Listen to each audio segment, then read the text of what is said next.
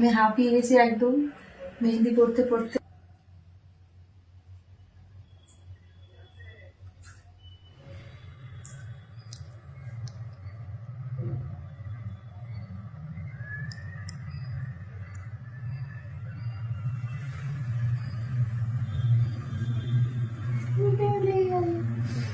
খুব সুন্দর মেহেন্দি পরিয়ে দিয়েছে, আমার একদম পছন্দ হয়েছে। আমি যেরম যেরম ভাবে বলেছি সেরম সেরম ভাবে পরিয়ে দিয়েছে।